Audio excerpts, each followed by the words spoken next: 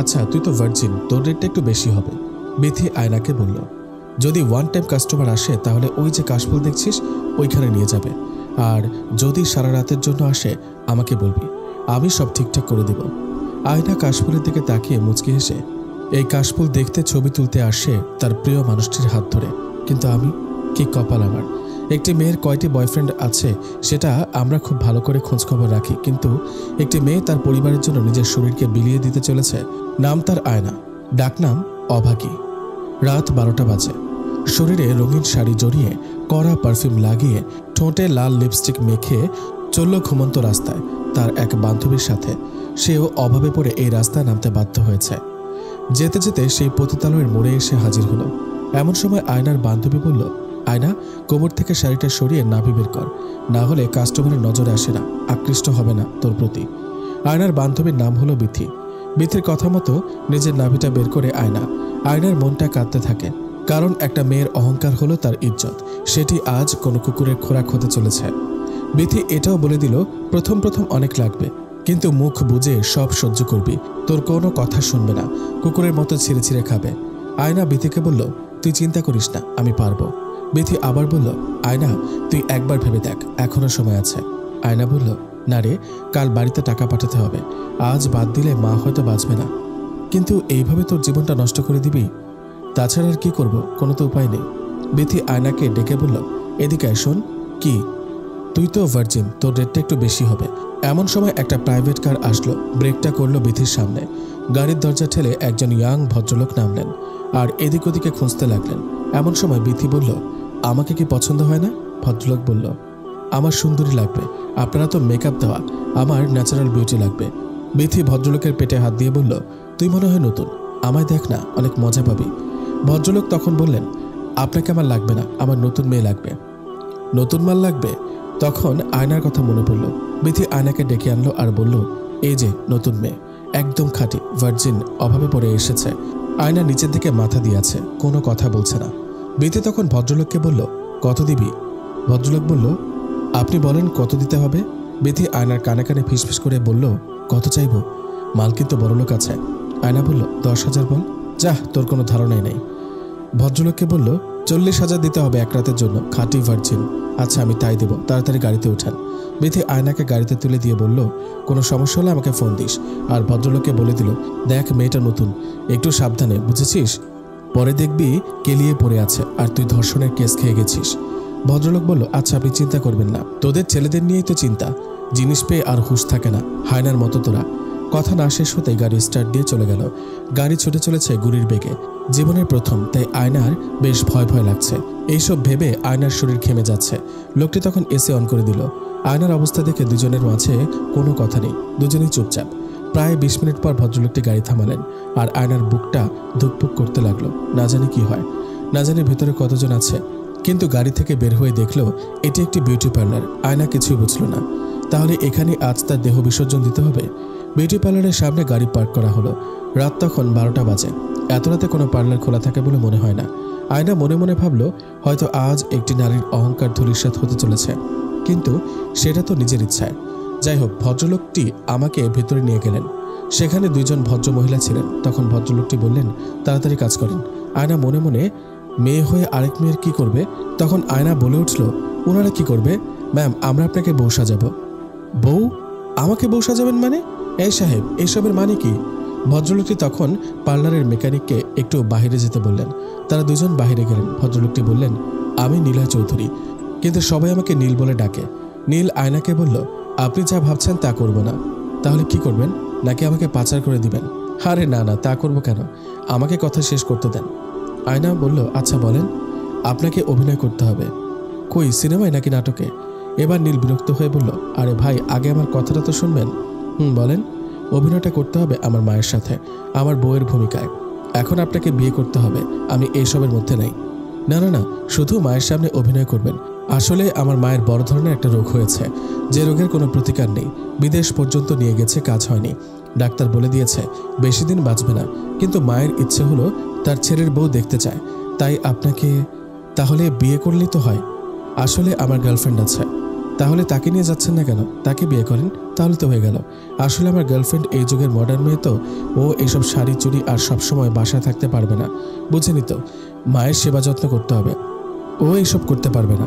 ও না করেছে, ও এইসব আজেরা ঢং করতে পারবে না। আয়না মনে মনে বলল, আমি মনে হয় প্রাচীন যুগের মাইয়া।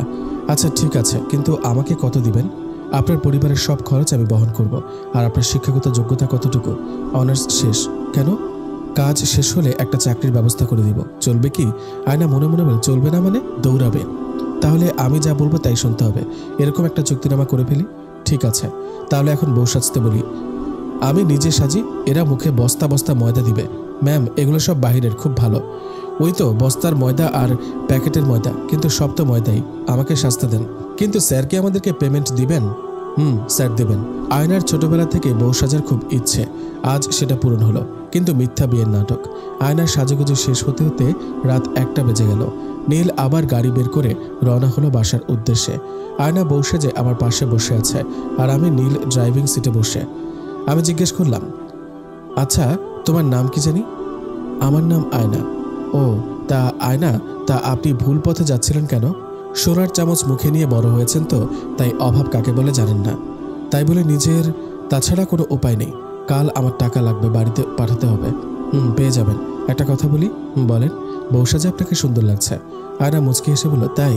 আর শোনো, আমাকে কিন্তু তুমি করে বলতে হবে বাসায়। কথা বলতে বলতে বাসায় চলে আসলাম। কলিং বেল টিপতেই খালা দরজা খুলে দিল। খালা আমাদের কাজের বুয়া, কিন্তু খালা বলে ডাকি। খালা বলল, ছোট সাহেব, এইটা আমাদের বৌমা। হ্যাঁ খালা, মা কোথায়? আফা তো ঘুমাচ্ছে। তাহলে ডাকার দরকার নেই, কিন্তু আফায় দেখলে তো মেলা খুশি হইতো। আচ্ছা ডাকো ডাকো। রহিমা খালা মাকে ডাকতে চলে গেল। আমি আয়নাকে বললাম, আসলেই পায়ে হাত দিয়ে সালাম করবা, আর যা যা বলেছি রাস্তায় মনে আছে তো? আপনি কোনো চিন্তা করবেন না।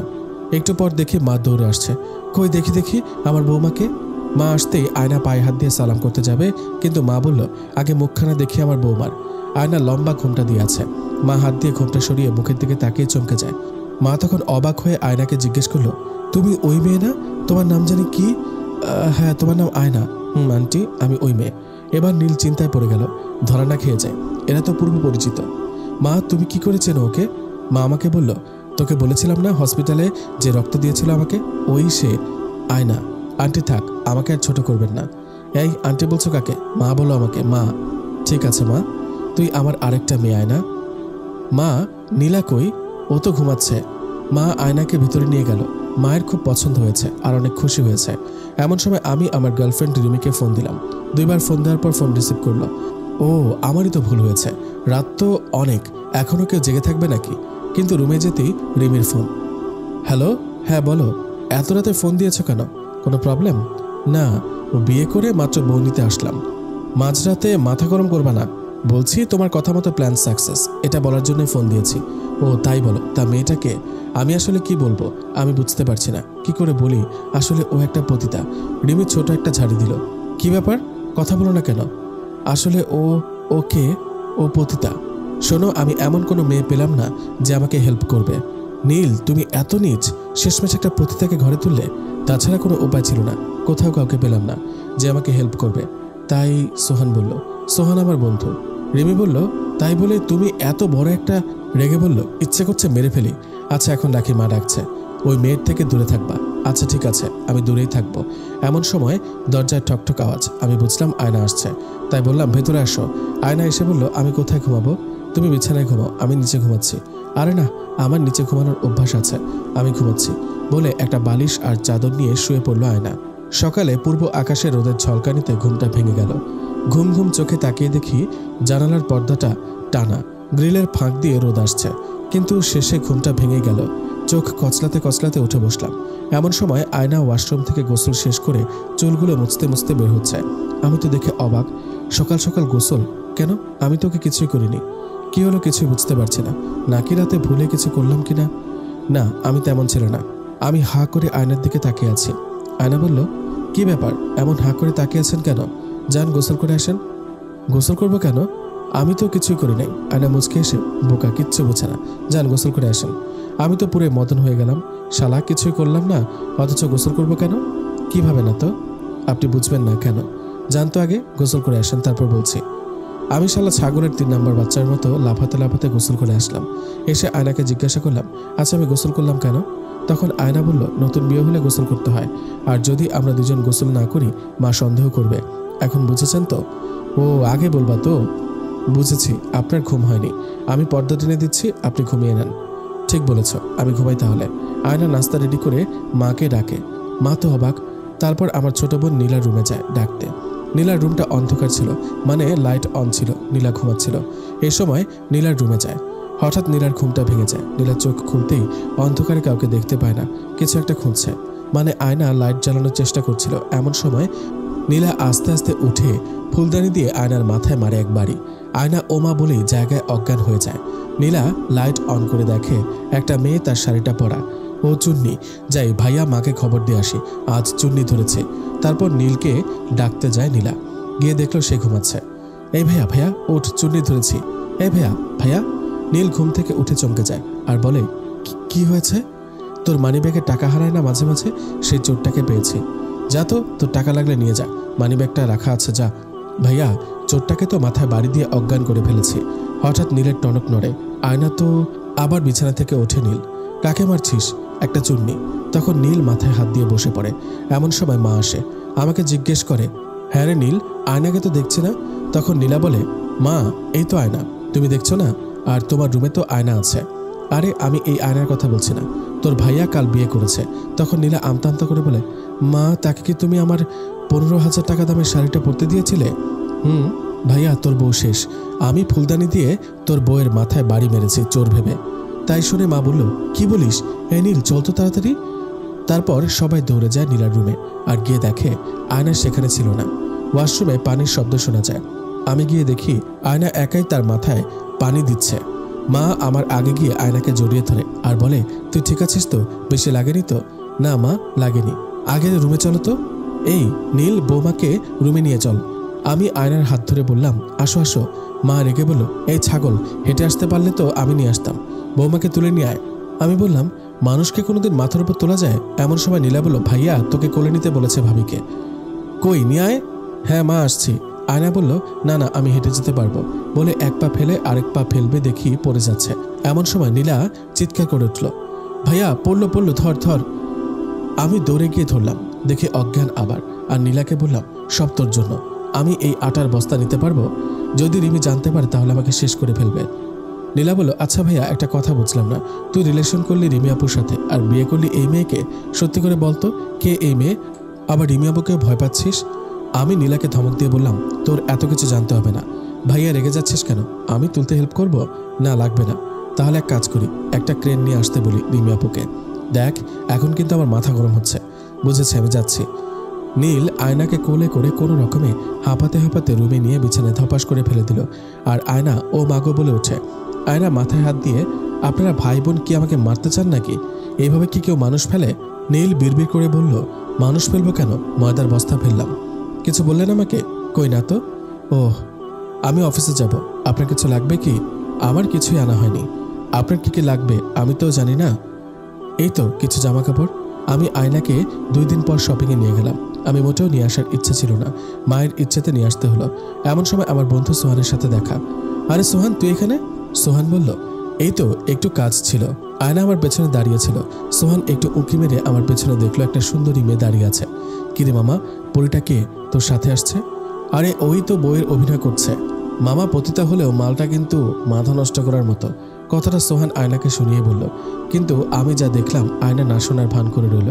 আমি সোহানকে বললাম, আস্তে, কি বলিস এসব? মেয়েটা অভাবে পড়ে ওই রাস্তায় নেমেছিল, কিন্তু মেয়েটা পতিতা না, 100% ভার্জিন। সেটা তোকে বলি নাই। মামা, এটা সবাই বলে, কিন্তু আগে কারোর সাথে ঠিকই দিছে। চুপ সোহান, আমি মেডিকেল টেস্ট করে আনছি, ওকে? আমি এতটা খারাপ না যে আমার বাড়িতে পতিতা তুলব আর আমার মাকে ছুতে দিব। সোহান বলল, মামা তুমি যাই বলো। আমি বললাম, আমি যাই এখন সোহান, তুই একদিন বাসায় আসিস। আমি আয়নার দিকে তাকাতে দেখি আয়নার চোখ মুছছে। আমি বুঝতে পারলাম আয়না খুব কষ্ট পেয়েছে কথাটা শুনে। তাই আমি আয়নাকে সরি বলি। আর আসলে আমি জানতাম না সোহান এমন একটা কথা বলে বসবে। আয়না বলল, উনি তো ঠিকই বলেছে, আমি একটা পতিতা। আপনি না নিয়ে আসলে তো এখন তাই থাকতাম। নীল তখন খুব রেগে বলে, পতিতা কথা যেন তোমার মুখ থেকে দ্বিতীয়বার আর না শুনি। আচ্ছা ঠিক আছে, এখন বাসা চলেন। নীল বলল, রিমি আসবে, দেখা করতে হবে। বলতে বলতে রিমি এসে হাজির। এসে নীলকে জড়িয়ে ধরলো আর আয়না তা নিচের দিকে তাকিয়ে আর চোখে দেখল আর বলল, আমি তাহলে গাড়িতে গিয়ে বসি। কে উনি? ওই বইয়ের অভিনয় করছে। ও পতিতা, এটাকে নিয়ে বের হয়েছ কেন? এভাবে বলছো কেন? তুমি চুপ থাকো, আর এই যে তুই গাড়িতে গিয়ে বস, আবার কারোর সাথে শুরু করে দিস না। নীল বলল, এটা কিন্তু একটু বেশি হয়ে যাচ্ছে রিমি। আয়না, তুমি গাড়িতে গিয়ে বসো। আয়না চলে গেল। রিমি বলল, নীল, এই পতিতার প্রতি তোমার এত টান কিসের? টান কই, ও তো মানুষ, এইভাবে কেউ কথা বলে? এখন তুমি শেখাবা কিভাবে কথা বলতে হয়। আর এটাকে নিয়ে বের হয়েছ কেন? মায়ের জন্য, মা বলল তাই। মা যা বলবে তাই শুনতে হবে? এটা কেমন কথা বললা? মায়ের কথা শুনবো না? তোমাকে না বলেছিলাম চলো বিয়ে করি, তুমি তো রাজি হলে না। কে জানতো একটা পতিতা নিয়ে আসবে? ও পতিতা না, ও অভাবে পড়ে এই পথে এসেছে, কিন্তু তার আগে আমি নিয়ে এসেছি। ও ভার্জিন আছে। রিমি বলল, তুমি জানলা কি করে ও ভার্জিন? তুমি কি তাহলে? রিমি, না, তুমি যা ভাবছো তা না। আমি আনার আগে মেডিকেল টেস্ট করে এনেছি।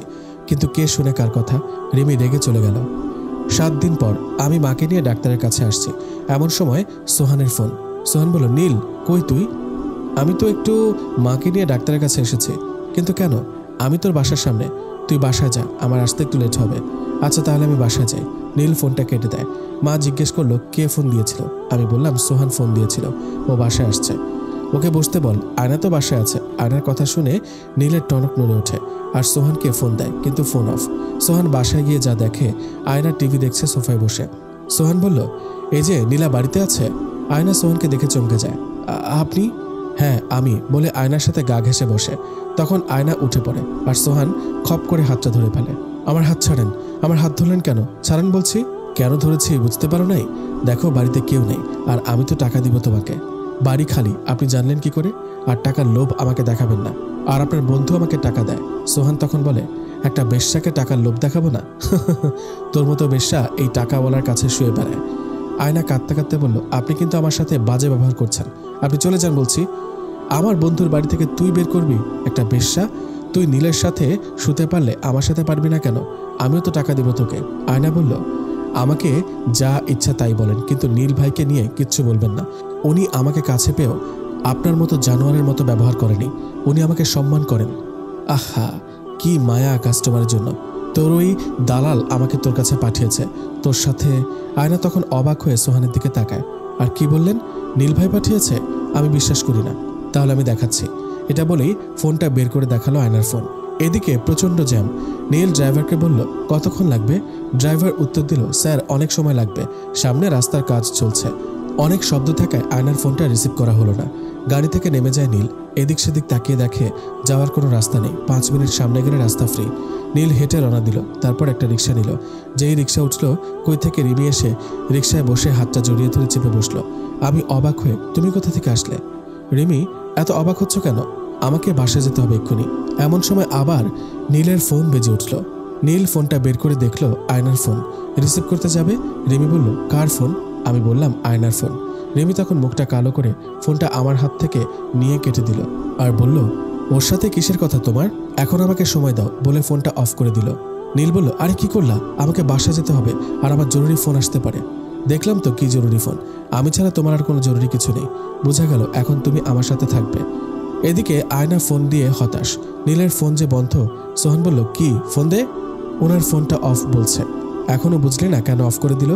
আয়নার এবার বিশ্বাস হচ্ছে সোহান যা বলছে সত্যি, কিন্তু আবার বিশ্বাস হচ্ছে না। আবার নীলকে কথা দিয়েছিল, তার যদি কোনো কথা না মানি তাহলে সে আমাকে একটা টাকাও দিবে না। আয়না পড়ে যায় দোটানায়। আর নীল এত খারাপ ছিল না যে এই কথা বলবে। সোহান আয়নার নীরবতা দেখে আস্তে আস্তে আয়নার কাঁধে হাত রাখলো। দেখলো আয়না কিছুই বলল না। সোহান বুঝলো আয়না এখন রাজি। তখন সোহান নিজের নাকটা দিয়ে আয়নার পিঠে ঘষতে লাগলো। সোহানের হাত লাগাম ছাড়া হয়ে যাচ্ছে। সোহানের হাত আয়নার কাঁধ থেকে আয়নার বুকের দিকে যাচ্ছে। এমন সময় আয়না সোহানের হাত ধরে ফেললো। কি হলো? যা হবে নীল আসলে। যখন নীল নিজের মুখ দিয়ে বলবে আমি শুনবো, কিন্তু তার আগে না। এতে সোহান রেগে যায় আর চুলের মুঠি ধরে। আয়না বলল, ব্যথায় ছাড়েন, ছাড়েন বলছি। কিন্তু সোহান চুলের মুঠি ধরে সোফায় ফেলে আয়নার উপর ঝাঁপিয়ে পড়ে। তখন আয়না চিৎকার করতে থাকে নিজের ইজ্জত বাঁচানোর জন্য। এমন সময় নীলের বোন নীলা এসে হাজির। নীলা পেছন থেকে বাম হাত দিয়ে সোহানের ঘাটটা চেপে ধরে আর ডান হাত দিয়ে ইচ্ছে মতো থাপড়াতে থাকে। সোহান ঘাড় ঘুরিয়ে দেখে নীলা, আর নীলা সোহানকে দেখে আশ্চর্য হয়ে যায়। সোহান তখন আয়নাকে ছেড়ে দেয়। নীলা বলল, সোহান ভাইয়া তুমি এসব? ছি, ভাবতেও ঘৃণা লাগছে। তোমাকে আমি নিজের ভাইয়ের মতো দেখি, আর তুমি আমাদের বাড়ির দিকে। প্লিজ এই কথা কাউকে বলো না, সোহান বলল। আর এমন হবে না। নীলা বলল, না, আমি এক্ষুনি ভাইয়াকে ফোন দিচ্ছি।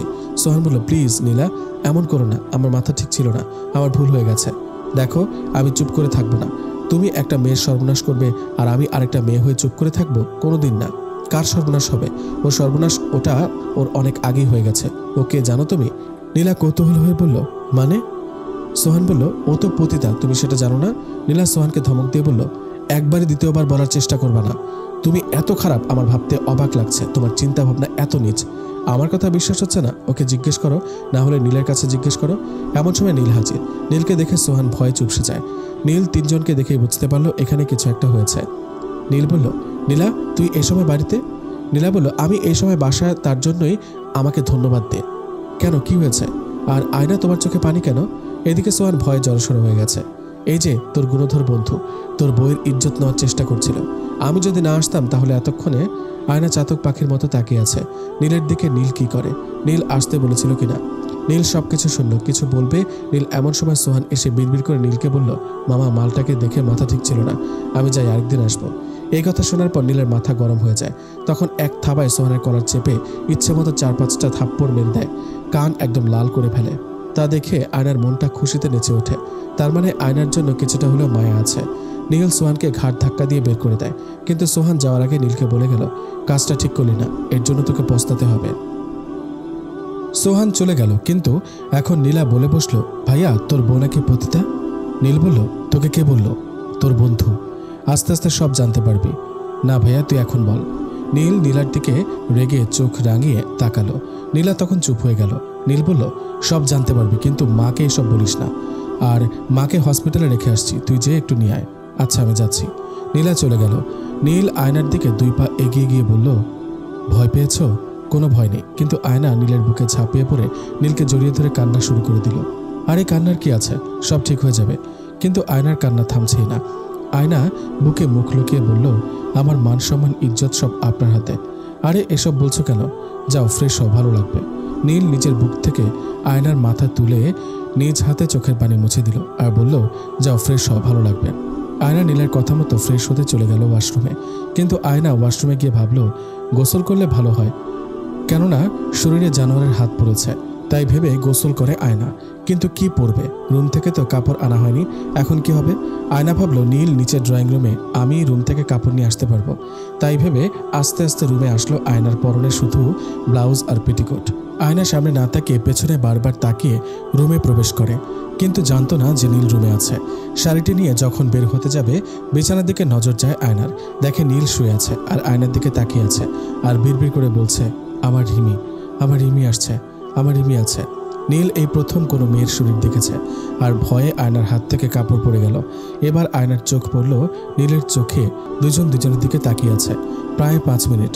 হঠাৎ ফোনটা বেজে উঠল আর দুজনের ভ্রম কাটতেই নীল একদম আয়নার কাছে। কখন চলে গেছে নিজে জানে না। আয়না লজ্জা পেয়ে চলে যাবে তখন নীল হাত ধরে, আর আয়না অজানা অনুভূতিতে আটকে উঠে হাতের কবজিতে টান অনুভব করে। কিন্তু নীল আয়নাকে কাছে এনে মেঝে থেকে শাড়িটা তুলে হাতে দিল, ভদ্র ছেলের মতো নিচের দিকে তাকিয়ে।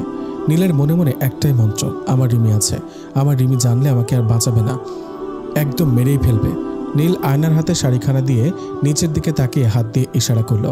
আয়না গুটি গুটি পায়ে ওয়াশরুমের দিকে যাচ্ছে। হঠাৎ পেছনে ফিরে তাকিয়ে দেখে নীল তাকিয়ে আছে।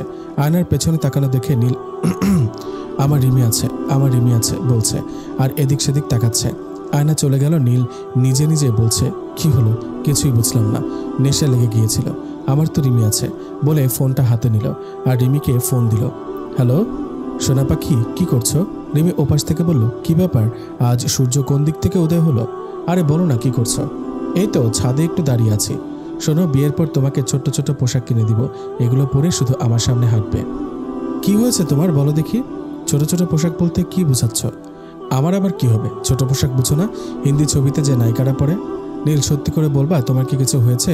কিছু কি খেয়েছো নাকি কিছু আজে বাজে কোনো ভিডিও দেখেছ? তুমি আমাকে এই চিনলা? আমাকে কোনোদিন আলতু ফালতু জিনিস খাইতে বা দেখতে দেখেছ? কিছুটা রেগে বলল নীল। রিমি বলল, এই জন্যই তো তোমাকে এত ভালোবাসি বাবু সোনা, কিন্তু আমার ভদ্র হবু জামাইটা আজ এত রুচি হলো কেন তাই জিজ্ঞেস করছি। তুমি আমাকে কি বললা? তোমার সাথে আমার আর কোনো কথা নাই, বাই। রিমি বলল, হ্যালো হ্যালো, প্লিজ ফোন কেটো না। সরি সরি বাবু সোনা, প্লিজ সরি, আর বলবো না, ভুল হয়ে গেছে, এই কান ধরছি। আচ্ছা এবারের মতো ছেড়ে দিলাম। আচ্ছা আমার বিয়ে করা বউকে ছোট পোশাক পরাবো নাকি পোশাক ছাড়া রাখবো সেটা আমার ব্যাপার। তাই তো, তাতে কার কি? এই তুমি কি বললা? কই কিছু না তো, কিছু বলিনি। ফাজিল ছেলে একটা, আগে তো বিয়ে করো, তার আগে কত কি ভাবছেন উনি। ভাবতে তো কোনো বাধা নেই। আচ্ছা তুমি দুপুরে খেয়েছো? না তো, তুমি খেয়েছো? তুমি এখনো খাওনি? যাও খেয়ে নাও, কয়টা বাজে দেখেছো? আচ্ছা রাখি তাহলে, বাই। আচ্ছা বাই, পাগল একটা। নীল মায়ের রুমে গেল, দেখলো আসেনি মা, এখনো আসেনি, তাই নিচে নামলো। এমন সময় মা আর নীলা চলে আসলো। মা আমাকে দেখে বলল, তুই এখনো খাসনি? আবার আয়নাকে বলল, বৌমা নীলকে এখনো খেতে দাওনি? এখনই দিচ্ছি, উনি ফোনে কথা বলছিল, তাই লেট হয়ে গেছে। নীল মনে মনে বলল, এ তো দেখছি সব কথা শুনেছে মনে হয়। মা তুমিও আসো, একসাথে খাই। না বাবা, আমি গোসল করে নামাজ পড়ে খাবো। তুই খা বাবা, দেরি হয়ে গেছে এমনিতেই। আবার নীলাকে বলল, তুইও আয়, খেয়ে নে, আমি গোসল করব তারপর। টোকাইরা আবার গোসল করে নাকি? নীলা রেগে বলো, ভাইয়া রেগে যাচ্ছিস কেন? তোকে তো বাবা কুড়িয়ে পেয়েছে, রাস্তার পাশে পড়েছিলি, তাই না মা? মা বলল, এখন ঝগড়া করার সময় না, চুপচাপ খা। এই দুজনকে নিয়ে আর পারি না। মা উপরে যাচ্ছে, নীলা পেছন পেছন মাকে ডেকে ফিসফিস করে বলল, মা আমাকে কি সত্যি সত্যি কুড়িয়ে পেয়েছো? মা রেগে বলল, এখন আমার হাতে মায়ের খেতে চাস? তোমাদের ব্যবহার দেখে মনে হয় আমি... থাক বললাম না। আয়না বলল, দিলেন তো নীলাপকে রাগিয়ে, কি শান্তি পেলেন? এটাই হলো ভাই বোনের ভালোবাসা, আরও কত কি দেখতে পাবো। আচ্ছা আমার সাথে বসে খাও না। বলে আয়নার দিকে তাকিয়ে আছে, এতক্ষণ খেয়ালই করে নেই। মনে মনে আয়নাকে অন্যরকম লাগছে। মাথায় ভেজা চুলগুলো গামছা দিয়ে বাঁধা, শাড়ি পরেছে কুচি ছাড়া। সাধারণত গ্রামের নতুন বউরা দুপুরে গোসল করে কোনো কাজের চাপ থাকলে কুচি ছাড়া শাড়ি পরে আর ভেজা চুলগুলো এইভাবে গামছা দিয়ে বাঁধে, কারণ চুল শোকাতে অনেক সময় লাগবে। কুচি দিয়ে শাড়ি পরতেও বেশ সময় লাগবে, তাই আয়নাও পরেছে। তার কারণ আমার দুপুরের খাওয়ার সময় পার হয়ে যাচ্ছিল। নীল আয়নাকে তার সাথে বসে খেতে বলল, কিন্তু আয়না বলল মায়ের সাথে বসে খাবে। নীল বলল, তোমার কোনো কাজ থাকলে করতে পারো। আয়না বুঝতে পারল নীল লজ্জাবোধ করছে আয়নার সামনে বসে খেতে। এরকম অনেক মানুষ আছে যারা মেয়েদের সামনে বসে খেতে লজ্জাবোধ করে, যেমন আমি লেখক নিজেই। যাই হোক, আয়না চলে গেল রুমে। তার আগে আয়না বলে গেল, আপনার কাছে লাগলে আমাকে ডাকবেন। নীল মাথা নেড়ে বলল, হ্যাঁ। নীল খাওয়া শেষ করলো, তারপর রুমের দিকে চলল। খেয়ে না শুলে নীলের ভালো লাগে না, এটা একটা বাজে অভ্যাস নীলের। দরজার কাছে যেতেই আয়নার চুলের ঘ্রাণ ভেসে আসছে নীলের নাকে। কেউ একজন বলেছিল, মেয়েদের চুলের ঘ্রাণ পৃথিবীর যে কোনো দামি পারফিউমকে হার মানায়। তার প্রমাণ আজ নীল পেল। আরেক পা ভেতরে দিতেই সেই আগের কাহিনী। আয়নার শাড়িটা খুলে আবার নতুন করে কুঁচি দিয়ে পড়বে, এমন সময় নীল হাজির। একটা জিনিস বারবার পেছনে দাঁড়িয়ে দেখলাম, একবার পড়ছে আবার বারবার খুলছে, মানে ঠিকঠাক করতে পারছে না। আয়না রেগে শাড়িটা বিছানায় ছুঁড়ে মারল। আমি পেছন থেকে ফিক করে হেসে দিই। আয়না আমাকে দেখে চমকে যায়, এই তো ধরা খেয়ে গেলাম। আয়না আমার দিকে ঘুরতেই আমি লজ্জায় নিচের দিকে তাকালাম, আর আয়না তাড়াতাড়ি শাড়ি দিয়ে নিজের শরীরটা ঢেকে নিল। তারপর আয়না নিচের দিকে তাকিয়ে রইল, কিন্তু আমি একটু সাহস করে এগিয়ে আয়নার হাত থেকে শাড়িটা নিজের হাতে নিলাম। তারপর আয়নার পেটিকোটের ফিতাটা টাইট করে বেঁধে দিলাম, কারণ লুজ ছিল। আয়না চুপ করে আছে। আমি কানের কাছে গিয়ে বললাম, শাড়ি পরতে পারো না? উত্তর আসলো, না। আমি শিখিয়ে দিচ্ছি, মন দিয়ে শেখো। আয়না মাথা নাড়িয়ে হ্যাঁ বলল। আমি শাড়ির এক মাথা আমার কাঁধের উপর রাখলাম। তারপর আয়নাকে বললাম, আগে কোমরের চারপাশে শাড়ি গুজে নিবা। আমি শাড়ি গুজতেই আয়না শো শো করে নিঃশ্বাস নিচ্ছে, আর শাড়ি গুজতেই আয়নার তলপেটটা বারবার কেঁপে কেঁপে উঠছিল। আমি বুঝলাম এটা আমার ঠিক হচ্ছে না, কিন্তু পড়ে গেছি মাইনকা চিপায়। কিন্তু আমি বললাম, প্রথমেই শাড়ির আঁচলের অপর প্রান্ত কোমরের সাথে জড়াতে হবে, এমনভাবে করতে হবে যেন শাড়ির আঁচল বাইরের দিকে থাকে। চেষ্টা করবা একেবারে গুজে ফেলতে, তা না হলে শাড়ি পরাটা অগোছালো দেখাবে। আয়না মাথা নাড়িয়ে হ্যাঁ বলল। এইভাবে পুরো কোমরে একবার শাড়ি জড়িয়ে নিবা। এখন কুচি দিতে হবে। দ্বিতীয়ত আরেকবার শাড়িটির নাভির বাম পাশ দিয়ে কোমরের সাথে পেঁচিয়ে নিবা, কিন্তু নাভির ডান পাশে এসে থেমে যাবে। এবার ইচ্ছে করে নাভিটা ছুঁয়ে দিলাম। আয়না শিরশিরে উঠল। এবার বাম হাতের তালু দিয়ে শাড়ি ধরতে হবে এবং একটি একটি কুচি দিতে হবে। এইভাবে 5-6 প্লেট দেবা। তারপর সবগুলো প্লেটের মাথা একসাথে নিয়ে একেবারে পেটিকোটের ভেতর গুজে ফেলতে হবে। এইভাবে পেটিকোটের ভেতর গুজতেই আয়না আমার হাতখানা ধরে ফেলে আর ছোট ছোট নিঃশ্বাস ফেলতে থাকে। কিন্তু আমি বুঝতে পারছি এগুলো ঠিক না, তাই এবার গলা কাশি দিলাম। তারপর শোনো, প্লেটগুলো গুছিয়ে নিবা এইভাবে। তৃতীয়ত, সবগুলো প্লেট একসাথে করে সেফটি পিন দিয়ে পিন করলে সুন্দর ভাঁজ হয়ে থাকবে। আর অবশ্যই নাভি থেকে একটু দূরে পিন লাগাতে হবে। তারপর আঁচল ঠিক করবা। সব শেষে বাকি শাড়িটা বাম কাঁধের ওপর ছড়িয়ে দিয়ে সুন্দর ব্রুজ কিংবা পিন দিয়ে লাগিয়ে দিবা। আর হ্যাঁ, যদি তুমি নর্মাল বাসায় শাড়ি পরতে চাও তাহলে পিন এইসব ঢঙ্গের দরকার নেই। আর যদি কোনো অনুষ্ঠানে যেতে চাও এইভাবে পরে যেতে পারো। আমি বললাম, এখন পড়তে পারবে তো? পারবো। আমি তো শিখিয়ে দিলাম। কি দিবা? আয়না ইশারা দিয়ে চোখ বন্ধ করতে বলল। আমি খুব কৌতূহল নিয়ে চোখ বন্ধ করলাম। চোখ বন্ধ করতে আমি কারো ঠোঁট আমার গালে অনুভব করলাম। চোখ খুলে দেখি আয়না। আয়না লম্বা একটা উম্মা দিয়ে দৌড় দিয়ে বের হয়ে গেল রুম থেকে। আমি অবাক হয়ে গাল ধরে দাঁড়িয়ে রইলাম। আরে এটা কি হলো? আমি পুরো 5 মিনিট দাঁড়িয়েছিলাম। আমি খুব চিন্তায় পড়ে গেলাম, কারণ আয়নার প্রতি আমি কেমন দুর্বলতা অনুভব করছি, আর আয়নাও আমার প্রতি কেমন জানি ধ্যাত ভাবতে মাথা ধরে আসছে। নিজের প্রতি খুব রাগ হচ্ছে। আয়নাকে আর প্রশ্রয় দেওয়া যাবে না বলে নীল রুম থেকে বের হয়ে যায়। এমন সময় মায়ের ডাক।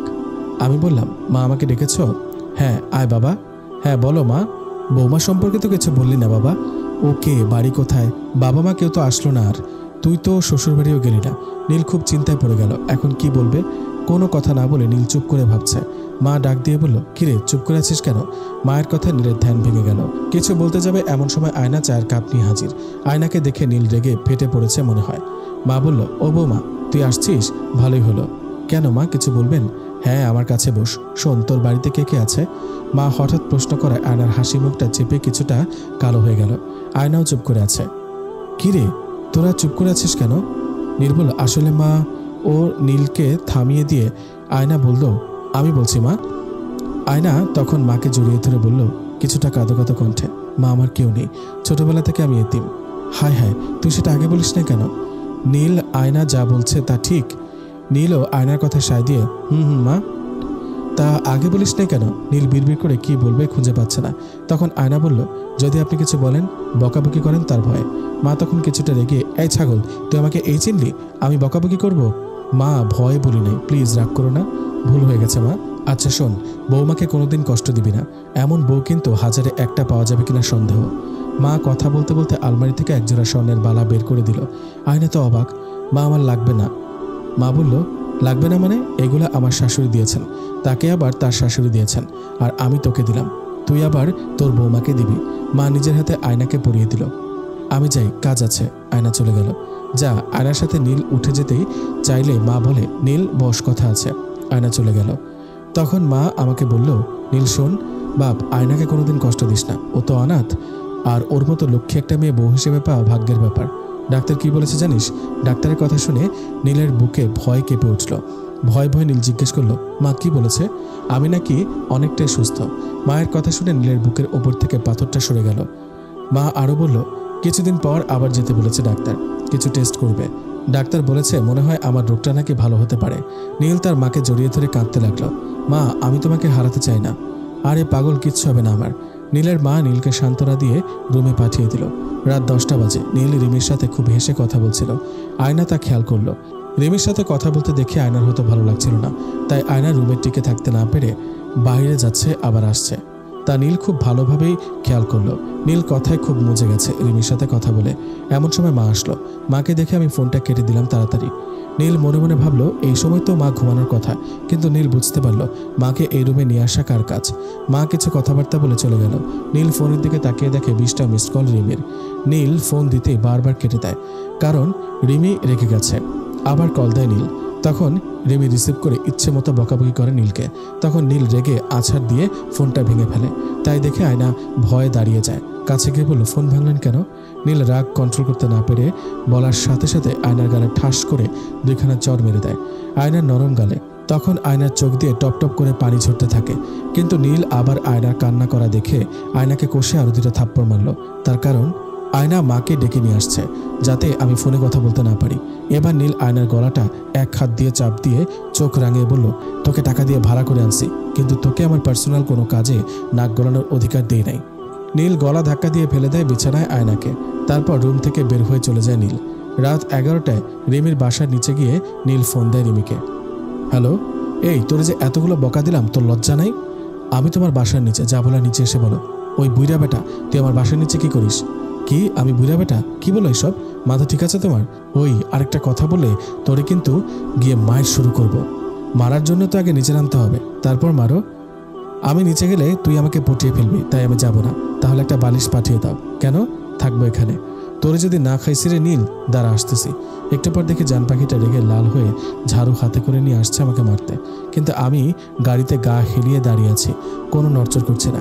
আমার মধ্যে কোনো ভয়ভীতি না দেখে রিমি বলে উঠল, কি দৌড় দাস না কেন? আমার হাতে ঝাড়ু দেখিস না? তোমার হাতে ঝাড়ু তো আমার কি, পারলে ঝাড়ু দিয়ে পিটাও।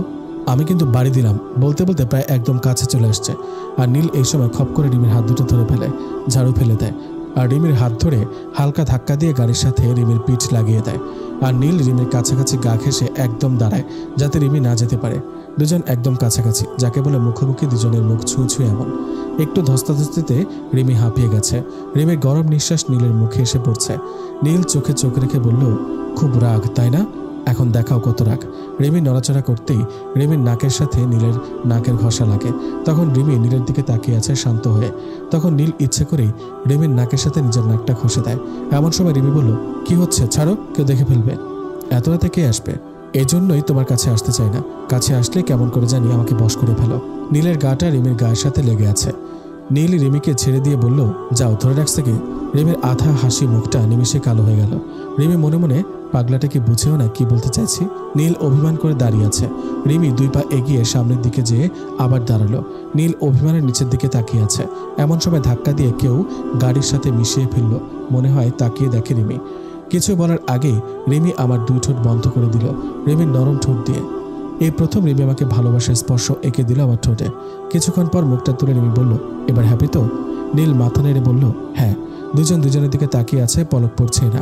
এমন সময় কেউ একজন মোবাইলের ফ্ল্যাশ আমাদের মুখে মারল আর বলল, ভাই আপু, এবার কি দুজন দুজনের চোখ স্পষ্ট দেখা যাচ্ছে? কি ব্যাপার, সরে গেল কেন তোমরা? রিমি বলল, ভাবি তুমি এখানে কেন? আমি এত রাতে চোখ দেখা দেখি? কবে থেকে এই চোখ দেখা দেখি? এই ভাই, আপনি কে? হ্যাঁ, এরপর আসলে কয়েল নিয়ে আসবেন। নীল বলল, আমিই নীল, কিন্তু ভাবি কয়েল মানে বুঝলাম না। ও, তুমি ওই নীল? কয়েল চেনো না? এখানে দাঁড়িয়ে সে কখন থেকে পাহারা দিচ্ছি, এত বড় বড় হেলিকপ্টারের মতো মশা ভাই। রিমি বলল, তার মানে তুমি ভাবি? ভাবি বলল, ওই চোখ দেখা দেখে দেখছি, আর কিছু না। আর শোনো নীল, এরকম রাত করে এসো না, তুমি যাও, এখন অনেক রাত হয়েছে। আমি যাব। ভাবি বলল, এই দাঁড়াও। আমি ঘুরে তাকাতেই তোমার ঠোঁটে রক্ত মনে হচ্ছে, আর একটু ব্যথা অনুভব হচ্ছে। আমি বুঝতে পারলাম কি হয়েছে, তাই আর সারা না দিয়ে গাড়ি নিয়ে চললাম। ভাবি রিমিকে বলল, এটা কি করলি? বেচারা এখন মানুষকে কি বলবে? রিমি লজ্জা পেয়ে চলে গেল। প্রায় রাত 12টা বাজে। এমন সময় কলিং বেলটা বেজে উঠল। আয়না ঘুমায়নি, কারণ নীল রেগে বাহিরে গেছে। সে চিন্তায় ঘুমাতে পারছে না।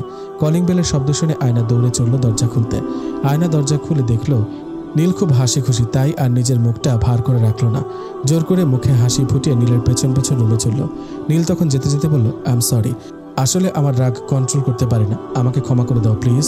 না না, ঠিক আছে, আমার সীমা পর্যন্ত তা বোঝা উচিত ছিল, প্লিজ রাগ করে থেকো না। আয়না চুপ করে রইল। দুজনে রুমে গেল। আয়না জিজ্ঞেস করলো, আপনি কোথায় গিয়েছিলেন? এই তো ফ্রেন্ডদের সাথে আড্ডা দিলাম। আপনি মিথ্যা বলছেন। কি করে বুঝলে? আপনার গা থেকে ফিমেল পারফিউমের ঘ্রাণ আসছে। আয়না খেয়াল করলো নিচের ঠোঁট কাটা। তখন বলল, আপনার ঠোঁট কাটা। কথাটা বলার সাথে সাথে নীল ঠোঁট চেপে ধরলো হাত দিয়ে। তুমি যা ভাবছো তা না, ওই রেস্টুরেন্টে বসেছিলাম ফ্রেন্ডদের সাথে, খেতে গিয়ে কাটা চামচের। আয়না কাছে গিয়ে, কই দেখি দেখি, হাত সরান। জোর করে দেখলো এটা কাটা চামচ, যা বুঝাবেন তাই না বলে আয়না রেগে রান্নাঘরের দিকে গেল, একা একা বকবক করতে করতে। নীল কান পেতে শোনার চেষ্টা করলো, কি বলে। শুনতে পেল আয়না যা বলছে, আমাকে ভাড়া করে নিয়ে আসছে বলে রাতে শান্তিতে ঘুমাতেও দিবে না, একেবারে বিশ্বপ্রেমিক হয়ে গেছে। আরও অনেক কিছু বলছে। একটু পর আগুনের মতো গরম পানি নিয়ে হাজির হলো। গরম পানি নিয়ে এসে বলল, এই নেন, রাতে তো শান্তিতে ঘুমাতে দিবেন না, গরম পানি দিয়ে কি হবে? জানেন না কি হবে? এত বড় হয়েছেন, হাওয়ায় জলাতঙ্ক হবে। নীল অবাক হয়ে বলল, আরে সেটা তো কুকুরে কামড়ালে হয়। আয়না এবার সুন্দর মুখখানা রাগ করে লাল করে বলল, মানুষেরও হয়। নীল অসহায়ের মতো বলল, আরে জলাতঙ্ক হয়তো কুকুরে কামড় দিলে, মানুষ কামড়ালে জলাতঙ্ক হয় এই প্রথম শুনেছি। আয়না মনে মনে, মানুষরূপী কিছু কুকুর আছে, সেগুলো কামড়ালে জলাতঙ্ক হয়। আয়না নীলকে বলল, যেটা জানেন না সেটা নিয়ে কথা বলবেন না তো। রিমি কিস করায় আয়নার খুব লাগছে, তাই আয়নার এত জ্বলছে। আয়না যে নীলের প্রেমে হাবুডুবু খাচ্ছে। নীল আবার জিজ্ঞেস করলো, তা গরম পানি দিয়ে কি করবে? আয়না রেগে বলল, এই গরম পানি আপনার মুখে ঢালবো। নীল গরম পানির দিকে তাকিয়ে দেখলো পানিটা অনেক গরম। নীল ভাবলো যে রাগী মেয়ে না জানি কি করে বসে, তাই আস্তে আস্তে কেটে পড়ার ধান্দা করলো। আয়না কিছু একটা নিতে আলমারির কাছে যায়। এই সুযোগে নীল উঠে দৌড়ে সোজা ওয়াশরুমে গিয়ে দরজা লক করে বসে থাকে। নীল আয়নাকে কিছু বলতেও পারছে না, যদি মাকে বলে দেয় তাহলে অনেক কিছু হয়ে যেতে পারে। নীলের কষ্ট হলো আয়নার এই পাগলামিকে প্রশ্রয় দিতে হচ্ছে। আয়না এসে দেখে নীল নেই। কই গেল খুঁজে পাচ্ছে না। খাটের নিচে দেখলো নাই। পরে ওয়াশরুমের দিকে গেল, দেখলো ভেতর থেকে লক করা। বুঝলো এত রাতে নীল ছাড়া কেউ না। তাই, এই নীল ভাইয়া, আপনি বের হন। না, তুমি গরম পানি ঢালবে। না, বের হন, আগে কথা দেন। কিচ্ছু করবো না, বের হন। নীল বের হলো। এত ভয় কিসের, চলেন রুমে যাই। আচ্ছা, একটা কথা বলি। বলেন। আমার গার্লফ্রেন্ড আমাকে কিস করেছে, তাতে আপনারা তো ফাটছে কেন? আয়না কিছুক্ষণ চুপ করে থেকে বলল, আমি এই বাড়ির বউ। মা আমাকে দায়িত্ব দিয়েছে এই পুরো বাড়িটা ঠিক রাখতে, আর আপনাকেও। এখন যদি কাল সকালে মা জিজ্ঞেস করে, বৌমা নীলের ঠোঁট কাটলো কিভাবে, তখন যদি বলে দিই এই হয়েছে, তখন কি হবে ভাবছেন? আয়নার কথা শুনে নীল চুপসে গেল, আর কোনো কথা বলতে পারল না। নীল চুপচাপ শুয়ে পড়ল। আয়না প্রতিদিনের ন্যায় মেঝেতে শুয়ে পড়ল। সকাল 9টা চেনা কণ্ঠে ঘুম ভেঙে গেল নীলের। নীল শুয়ে থেকে কান পেতে কণ্ঠটা শোনার চেষ্টা করলো। কিছুক্ষণ পরে নীল মনে মনে বলছে, এ তো রিমির গলা মনে হচ্ছে। নীল উঠে দেখার জন্য রুম থেকে বেরিয়ে যায়। রিমি এত সকালে আমার বাসায় কি করছে, তাও নীলার সাথে কথা বলছে? নীলা রিমিকে চেনে, এর আগেও আসছে। নীলার বান্ধবী সেজে আজও এসেছে। নীল পালাতে যাবে এমন সময় রিমির চোখে চোখাচোখি হয়ে যায়, ধরা পড়ে যায়। রিমি নীলকে দেখে চোখের ভ্রূণ কুঁচকে তাকায় রাগে, কারণ নীল খালি গায়ে ছিল, তা দেখে রিমি রেগে যায়। এদিকে আয়না নাস্তা তৈরি করতে ব্যস্ত। রিমি আসছে সেটা হয়তো দেখে নাই আয়না। যদি দেখতো তাহলে একবার হলে আমার কাছে আসতো। কিছুক্ষণ পর আয়না নাস্তা রেডি করে উপরে আসলো আমাকে ডাকতে, আর মা বলেছে একজন গেস্ট আছে, নীলার বান্ধবী, তাকে ডাকতে। কিন্তু উপরে এসে রিমিকে দেখে আয়নার খুব রাগ হয়, আর দেখে নীল আর রিমির চোখে চোখে কথা বলছে। দূর থেকে আবার কখনো ইশারায় কথা বলছে। আয়না রিমিকে কিছু বলতে না পেরে নীলের সামনে গিয়ে দাঁড়ায়, কিন্তু নীল রিমিকে দেখায় মগ্ন ছিল। আশেপাশে কে আসলো তা দেখার সময় নেই। আয়না নীলের সামনে গিয়ে দাঁড়ালে আয়নার মাথা নীল ধাক্কা দিয়ে সরিয়ে দেয়, কিন্তু এতে আয়নার প্রচুর রাগ হয়। তাই নীলের পায়ের উপর দেয় এক পাড়া। নীল ব্যথা পেয়ে উফ উফ করে ওঠে। রিমি এবার এটা দূর থেকে দেখে ফেলে। ওদিকে রিমি রাগে সাপের মতো ফুলতে থাকে। নীল বেচারা পড়ল এক মহাবিপদে। কোন দিকে যাবে এখন? কিছু না ভেবে নীল নাস্তার টেবিলে যায়। একটু পর সবাই নাস্তার টেবিলে একত্রিত হই। আমি আমার মতো নাস্তা করছি, এমন সময় মা আমার দিকে তাকিয়ে আছে। আমি মায়ের দিকে তাকিয়ে, মা কিছু বলবা? মা চশমা ঠিক করে বলল, নীল তোর ঠোঁটে কি হয়েছে? নীল মনে মনে এবার কি বলবো বুঝতে পারছি না। এমন সময় আয়না বলে উঠল, মা ওই তো কাল ফ্রেন্ডদের বাসায় গিয়েছিল, নীল ধরা খাওয়াই দিবে নাকি? মা বলল, তা কাটলো কিভাবে সেটা জানতে চাইছি আমি। মা, ওর ফ্রেন্ডদের বাসায় একটা কুকুর ছিল, সেটা নাকি কামড়িয়েছিল। নীল বিড়বিড় করে বলল, এবার হবে আসল খেলা, আমি শেষ। রিমি তো রেগে একদম বোমা, শুধু মায়ের জন্য ফাটতে পারছে না। মা বলল, কি সাংঘাতিক কথা। আয়না বলল, না মা, কিছু হবে না। রিমির দিকে তাকিয়ে বলল, মা পোশাক করছিল, কিচ্ছু হবে না। এবার রিমি রেগে উঠেই গেল, রাগে এমন ভাবে হাঁটছে ধপাস ধপাস করে। মা বলল, কি রে নীলা, তোর বান্ধবী চলে গেল যে? নীলা কি বলবে ভেবে পাচ্ছে না। নীলা আর নীল তো দর্শক হয়েছিল। নীলা বলল আমতা আমতা করে, মা ওর বাসা থেকে ফোন দিয়েছিল, তাই চলে গেছে। আমাকে তো বলে গেল না। এবার নীল বলল, মা খুব তাড়া ছিল হয়তো। নীলের গলা দিয়ে আর খাবার নামছে না। একমাত্র নীলা জানে তাকে কত বড় প্রবলেম ফেস করতে হবে। মা নাস্তা শেষ করে উঠে গেল। তখন নীল আয়নাকে বলল, এইসবের কোনো মানে হয় না। এবার আয়না নীলকে বলল, চুপ থাকেন, না হলে মাকে বলে আপনার নাভিতে আর পাছায় 14টা ইঞ্জেকশন দেওয়াবো। ইঞ্জেকশন কেন? কুত্তায় কামড়ালে যে মোটামোটা সুই দিয়ে 14টা ইঞ্জেকশন দিতে হয় জানেন না? নীলা বলে উঠল, ভাইয়া তোদের কথায় কিছুই বুঝতে পারলাম না। চুপ, তোর বুঝতে হবে না। আয়না বলল, নীলা আপু, আমি তোমাকে পরে সব বলবো। নীল তাড়াতাড়ি রেডি হয়ে অফিসে যাবে। গাড়ির কাছে গিয়ে দেখে রিমি আর নীলা বসে আছে। রিমিকে দেখে নীলের আত্মায় পানি নেই। রিমি ড্রাইভিং সিটের পাশের সিটে বসে। শালা, আজকে ড্রাইভারটাও নাই, তাহলে তো পেছনে বসতে পারতাম। নীল ভয়ে ভয়ে ড্রাইভিং সিটে গিয়ে বসলো। নীলা পেছনের সিটে বসা। রিমি বলল, নীলা আমার ফোনটা তোমার রুমে ফেলে এসেছি, একটু নিয়ে আসবা? নীল বলল, আমি নিয়ে আসি। রিমি বলল, না নীলা আপু, তুমি একটু যাও, তোমার ভাইয়ার সাথে আমার একটু কথা আছে। নীলা চলল ফোন আনতে। কিসের ফোন? মিথ্যা সরালো। নীলা গাড়ি থেকে নামার সাথে সাথে বাঘিনীর মতো থাবা দিয়ে নীলকে ধরে, শার্টের কলার ধরে একদম নীলের কোলে উঠে বসলো। আর ওই শালা, তোর ভাড়া করা মেয়ে আমাকে কুত্তা কয়, তুই কিছুই বললি না? তুই চুপ ছিলি কেন? তুই কোনো প্রতিবাদ করলি না কেন? নীলের চুল ধরে টানছে আর এসব বলে। নীল বেচারা কোনো রকম বলল, আগে তো বলতে দাও। রিমি বলল, ওই তুই কোনো কথা বলবি না, ইচ্ছা মতো তোকে আগে মারবো, তারপর তোর সাথে কথা। আমার খুব লাগছে, কিন্তু চুল ছেড়ে দাও, তোর চুল সবগুলো তুলে ফেলবো বলে আর একটু জোরে টান দেয় রিমি। উফ, লাগছে তো রিমি। ওই তোর চুল এত শক্ত কেন? উঠে না কেন সেটা কি আমি জানি? রিমি খুব রেগে আছে, মুখ লাল হয়ে গেছে। রিমি চুল ছেড়ে নীলের গলা চেপে ধরে, কিন্তু রিমির চোখের পানি টলমল করছে, যে কোনো সময় কান্না করে দিতে পারে। ঠিক তখনই রিমিকে নিজের আয়ত্ত করে ফেলে নীল আর বুকে শক্ত করে জড়িয়ে ধরে। নীল রিমিকে খুব শক্ত করে জড়িয়ে ধরায় রিমি নীলের বুকে মুখ লুকিয়ে কেঁদে ফেলে। রিমি বলল, তুমি কেন এমন করো? তুমি কেন কিছু বললে না? কেঁদেই চলেছে রিমি। রিমির চোখে পানি দেখে নীলের চোখের কিনারায় পানি চলে আসছে, কিন্তু নীলের চোখের পানি লুকিয়ে রাখল। রিমির মুখটা নিজের বুক থেকে তুলে চোখের পানি মুছে দেয় নীল আর বলে, সব ঠিক হয়ে যাবে। রিমি বলল, তার আগে তুমি ওই মেয়েকে বিদায় করো, তাহলে সব ঠিক হয়ে যাবে। তার জন্য তুমি যা বলবা আমি তাই করব। তোমার মায়ের যত সেবা করা লাগে সব আমি করব। তুমি যা যা বলবে আমি তাই করব। নীল বলল, এইটুকু এখন বুঝলা? আগে বুঝলে আজ এই সব হতো না। রিমি বলল, আগে কি জানতাম আমার ভালোবাসার উপর কেউ ভাগ বসাবে? সত্যি মেয়েরা একবেলা কম খাবে পড়বে, কিন্তু নিজের প্রিয় মানুষটার ভাগ কাউকে দেবে না। নীল খুব চিন্তায় পড়ে গেল, কি করবে। রিমি কেঁদেই চলেছে। এমন সময় নীলা নক দিল। নীলা বলল, তোদের মারামারি শেষ হলো? আমার কিন্তু দেরি হয়ে যাচ্ছে। নীলা এসে পেছনের সিটে বসলো। রিমি নিজের সিটে বসে নীলের কাঁধে মাথা রেখে কাঁদছে, শুধু চোখের পানি পড়ছে। নীলাকে দেখে নীল রিমির মাথা নিজের কাছ থেকে তুলতেই নীলের হাত ছটকানি দিয়ে ফেলে দেয়। নীলা বলল, থাক, কিছু মনে করি নাই। নীল নীলাকে কলেজে নামিয়ে দিল আর রিমিকে বাসার সামনে নামিয়ে দিল, কিন্তু রিমি নেমে গেল কিছু না বলে। নীলও কিছু বলল না, অফিস চলে গেল। যেভাবেই হোক আয়নাকে বাড়ি থেকে সরাতে হবে, কিন্তু কি করে? সরাতে গেলে মা অনেক রাগ করবে, কারণ আমি যে প্রতারণা করেছি। নীল আয়নার প্রতি কিছুটা দুর্বল, কারণ মায়ের জন্য যা করেছে তা হয়তো অন্য কেউ কোনোদিন করতো না, তাই আয়নাকে কিছু বলতে পারছে না। ওই দিন অফিস শেষ করে নীল মনমরা হয়ে বাসায় ফিরে। আয়না কাজ করছিল। নীলের দিকে তাকিয়ে দেখলো নীলের মুখটা শুকনা কালো। আয়না ভাবলো হয়তো রিমির সাথে কিছু হয়েছে। আয়না কিছু বলল না, কারণ নীলের মন খারাপের কারণ আয়না নিজেই।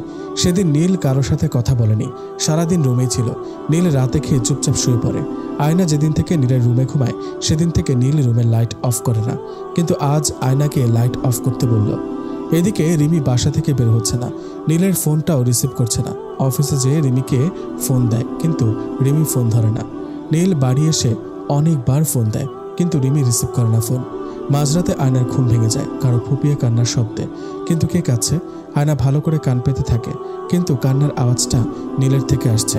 আয়না লাইট জ্বালানোর সাথে সাথে নীল কম্বল মুড়ি দিল, আর কোনো কান্নার শব্দ নেই। আয়না নীলকে বুঝতে দেয় না যে সে নীলকে কান্না করতে দেখেছে, তাই ওয়াশরুমের দিকে যায় আয়না। কিছুক্ষণ পর এসে শুয়ে পড়ে লাইট অফ করে। আয়না ভাবলো তার কারণে আজ নীলের চোখে পানি। নীল আমার জন্য অনেক করেছে, তার প্রতিদান আমি এইভাবে দিতে পারি না। এটা ঠিক, আমি নীলকে ভালোবেসে ফেলেছি। সবাই যে ভালোবাসা পাবে তা কোথাও লেখা নেই। এইসব ভাবতে ভাবতে আয়না ঘুমের রাজ্যে হারিয়ে যায়। সকালে আয়নার ঘুম ভাঙতে দেখে নীল ফোনে কারোর সাথে কথা বলছে। আয়না কথাগুলো শোনার চেষ্টা করে। কথাগুলো ছিল এমন, নীল, তোকে আমার বন্ধু বলে পরিচয় দিতে লজ্জা লাগে, তুই এত বাজে ছেলে জানতাম না। নীল বলল, তুই আয়নাকে কোনোদিন পাবি না, তুই একটা অসহায় মেয়ের পেছনে কেন লেগে আছিস? আয়নার আর বুঝতে বাকি রইল না ফোনের ওপাশে কে। ফোনের ওপাশে লোকটি হচ্ছে সোহান। এর মধ্যে নীল চিল্লিয়ে উঠল, তুই আমাকে মারবি? পারলে মেরে দেখাস, কিন্তু তারপরেও তুই পাবি না আয়নাকে। আয়না বুঝতে পারলো তাকে কেন্দ্র করে নীলের সমস্যা তৈরি হচ্ছে। আয়না এটাও ভাবলো সোহান একটা বাজে ছেলে, যা ইচ্ছে তাই করতে পারে নীলের কোনো ক্ষতি করে।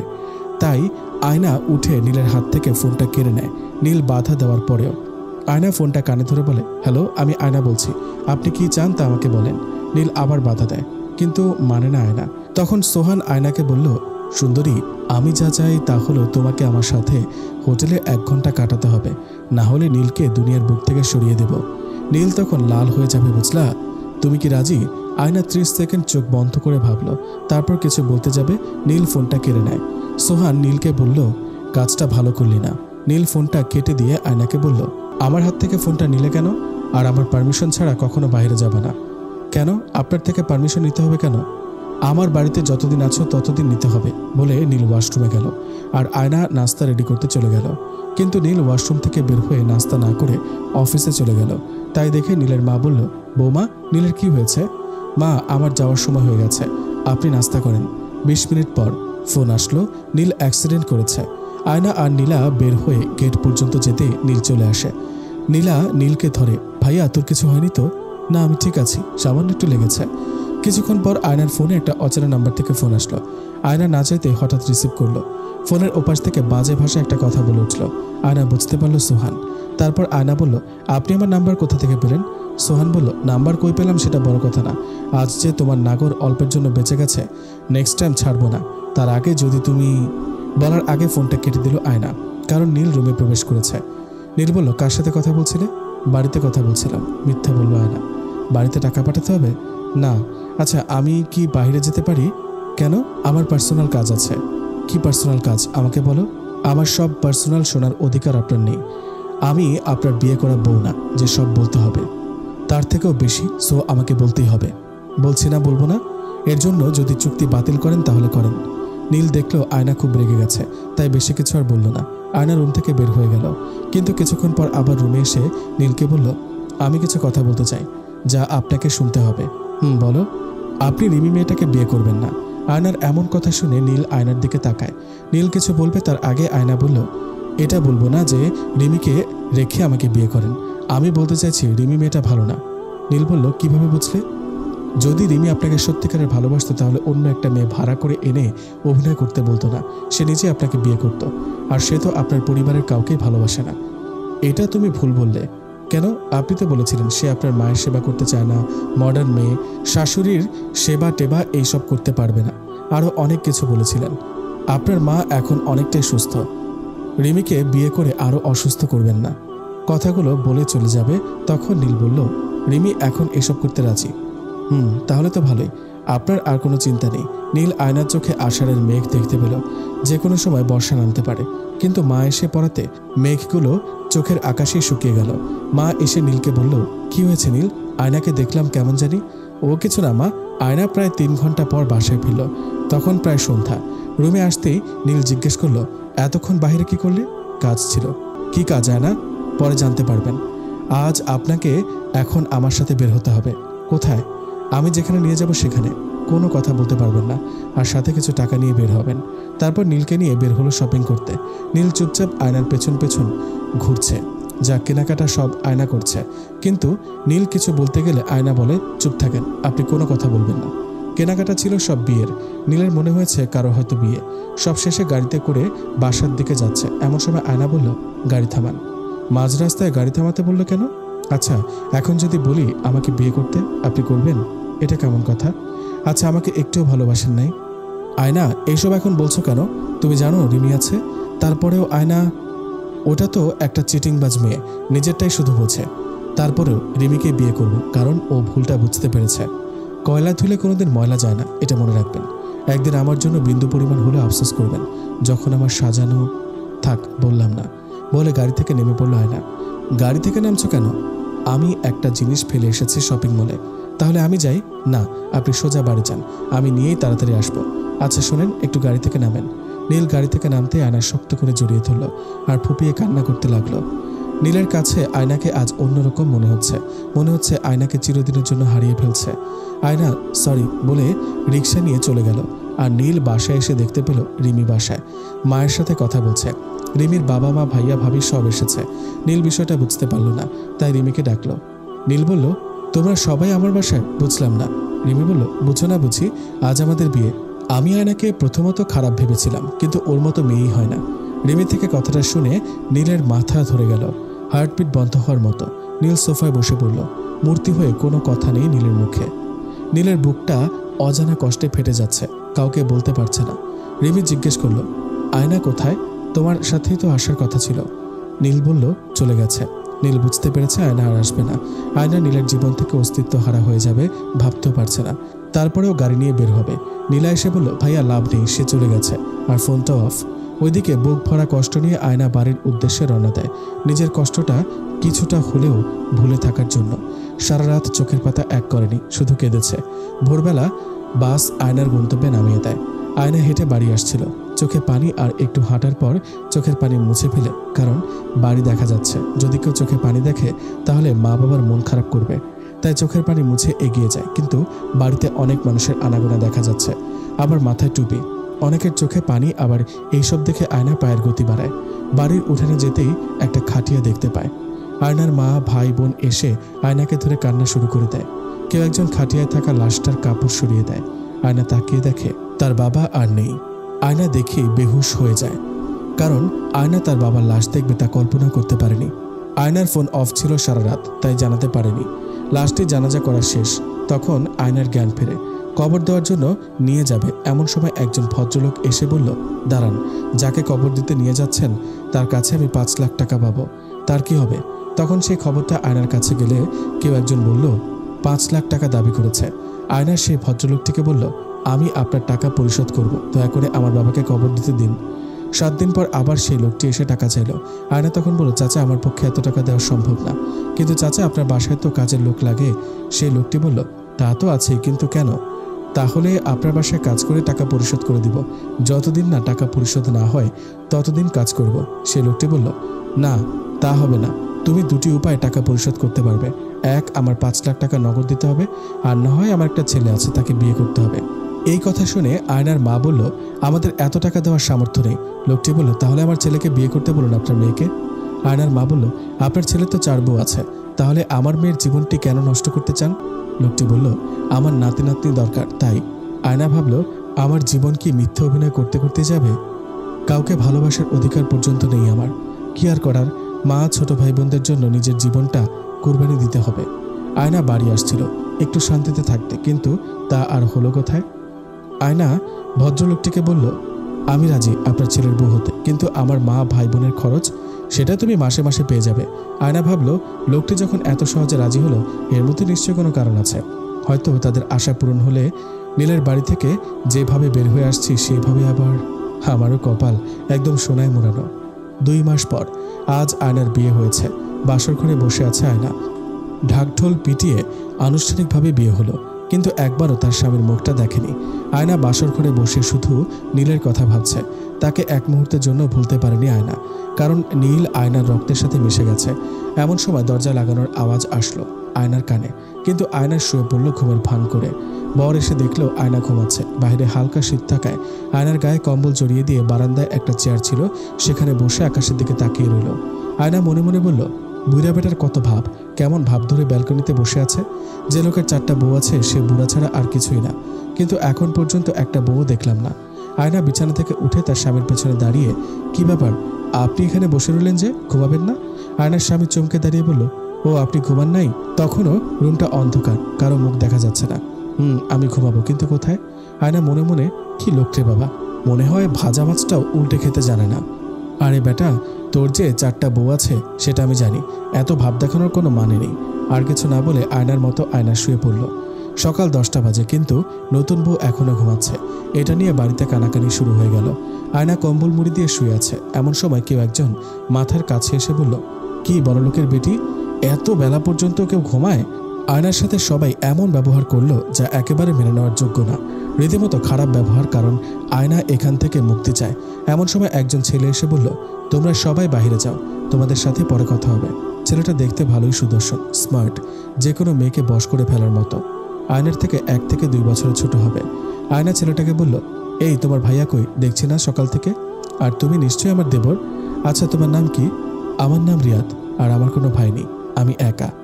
আচ্ছা রিয়াদ, আমাকে যে বিয়ে করেছে সে বুড়া বেটা কোথায়, আর সে তোমার কি হয়? রিয়াদ মুখটা কালো করে বলল, আমাকে আপনার বুড়া মনে হয়? আমি আপনাকে বিয়ে করেছি। কি বললেন আপনি? যাহ, তুমি মজা করছো। দেখো, আমার ফান একদম ভালো লাগে না। রিয়াদ বলল, আমি রিয়াদ, আমি আপনার স্বামী। আমরা বাপ বেটা ব্যাচেলর ছিলাম, আমার মা নেই, আমার কোনো ভাই বোনও নেই। বিশ্বাস না হলে বাবাকে গিয়ে জিজ্ঞেস করেন। আয়না তখন বিশ্বাস করতে বাধ্য হয়, কিন্তু আপনাকে দেখে তো 4 বউয়ের জামাই মনে হয় না। এই বয়সে 4টা বিয়ে কেমনে সম্ভব? এইসব কথা আপনাকে কে বলল? বলে রেখে ওয়াশরুমে চলে গেল। আয়না এত দুঃখের মধ্যে হাঁটুর বয়সে জামাই দেখে হাসতে হাসতে বিছানায় লুটিয়ে পড়ল। এমন সময় আয়নার ফোনটা বেজে উঠল। ফোনের দিকে তাকিয়ে দেখে নীলের নাম। হঠাৎ নীলের ফোন, কিন্তু কেন? আয়না ফোনটা রিসিভ করবে নাকি কেটে দিবে দোটানায় পড়ে গেল, কিন্তু শেষমেশ ফোনটা বাজতে বাজতে কেটেই গেল। রিসিভ করা হলো না। নীলের সেই চেনা কণ্ঠটি আর শোনা হলো না। মনের অজান্তেই আয়নার চোখের কোণে মোটা মোটা জল এসে ভিড় জমায়। খুব ইচ্ছা করছিল নীলকে দেখতে, কিন্তু তা আর হবে না। আয়না ফোনের দিকে অনেকক্ষণ তাকিয়েছিল, নীলের ফোনের আশায় হয়তো আবার ফোন দিবে, কিন্তু না। দীর্ঘ 20 মিনিট তাকিয়ে আছে ফোনের স্ক্রিনের দিকে। এমন সময় রিয়াদ ওয়াশরুম থেকে বের হয়ে আয়নাকে দেখল। এক মনে ফোনের দিকে তাকিয়ে আছে। তাই দেখে রিয়াদ বলল, হ্যালো, এইভাবে ফোনের দিকে তাকিয়ে কি দেখছেন? আয়না এতটাই মন দিয়ে তাকিয়ে আছে যে রিয়াদ ডাকছে তার কোনো সাড়া নেই। রিয়াদ এসে পিঠে হালকা ধাক্কা দিতেই ধ্যান থেকে ফিরে রিয়াদের দিকে তাকিয়ে, আপনি আমার গায়ে হাত দিলেন কেন? আমি আপনাকে পারমিশন দিয়েছি আমার গায়ে হাত দেওয়ার জন্য? সরি আসলে আমি আপনাকে ডাকছিলাম, সাড়া না পেয়ে তাই বলে গায়ে হাত দিবেন? আজব প্রাণী। সরি বললাম তো, নাকি এখন পায়ে ধরে মাফ চাইতে হবে? কিছুটা রেগে বলল রিয়াদ। না ছোট মানুষ ভুল করেছেন, পায়ে ধরতে হবে না। রিয়াদকে ছোটবেলায় খুব রেগে যায়, তার চোখে মুখে স্পষ্ট দেখা যাচ্ছে, কিন্তু প্রকাশ করছে না। রিয়াদ তখন আয়নাকে বলল, নাস্তা বানিয়েছেন কি? ওই পিচ্ছি, আমাকে কোন দিক দিয়ে কাজের বুয়া মনে হয়? গরিব হতে পারি, কিন্তু থাক, বললাম না। আমি তো বলি নাই আপনি কাজের বুয়া, কিন্তু একটু কষ্ট করে নাস্তা বানাতে পারতেন বাবার জন্য। আয়না বলল, বাড়িতে কি আর কেউ নেই নাস্তা বানানোর জন্য? আমি তো বললাম আমার মা নেই, বাপ বেটা ব্যাচেলর। আমাকে এসে সকালবেলা এতগুলো কথা শুনিয়ে গেল, এত মানুষ আর কাজের বেলায় নাই। আপনি বুঝবেন না, থাকেন, আস্তে আস্তে সব বুঝে যাবেন। নিচে গিয়ে দেখেন কেউ নেই। আয়না রুম থেকে বের হয়ে দেখলো কেউ নেই, পুরো বাড়ি ফাঁকা। আয়না দেখে এসে বলল, বাপ রে বাপ, এত মানুষ ছিল আর এখন বিষ খাওয়ার জন্য একটা মানুষ পাওয়া যাবে না? কি সব বলেন, কে বিষ খাবে? আপনি পিচ্ছি মানুষ, এত কিছু বুঝবেন না। রিয়াদ এবার রেগে কিচেনের দিকে গেল। আয়না চাপা হাসি দিয়ে দরজা লক করে আয়নার সামনে নিজেকে মেরে ধরলো। আয়না আর নিজেকে দেখতে লাগলো বিয়ের শাড়িটা এখনো চেঞ্জ করেনি। বিয়ের শাড়িতে নিজেকে খুব বেমানান লাগছে। এই বিয়ের সাজ একজনের জন্য, আর কারোর জন্য না। কিন্তু আয়না একটি বিষয় বুঝতে পারল না, রিয়াদের সাথে এত দুর্ব্যবহার করার পরেও কিছু বলল না।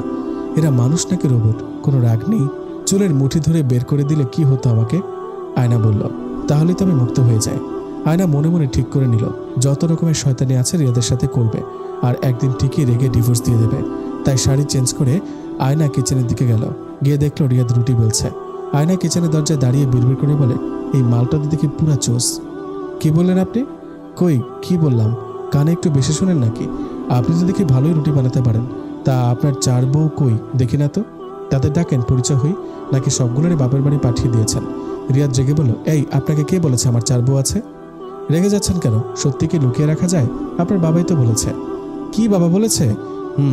দেখেন, আমি আপনাকেই প্রথম বিয়ে করেছি, একটার জ্বালায় বাঁচি না, আবার চারটা, বিড়বিড় করে বলল রিয়াদ। তাহলে যে আপনার বাবা বলল সেটা বাবার কাছ থেকে জিজ্ঞেস করে নিন।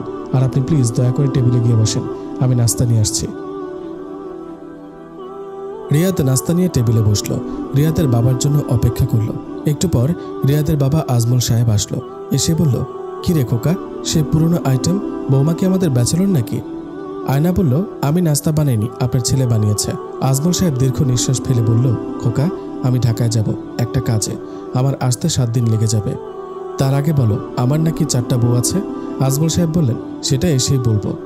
ঢাকা থেকে আসো, তোমাকে 4 বিয়ে করাবো। তোর মতো বয়স থাকলে আমি 8 বিয়ে করতাম।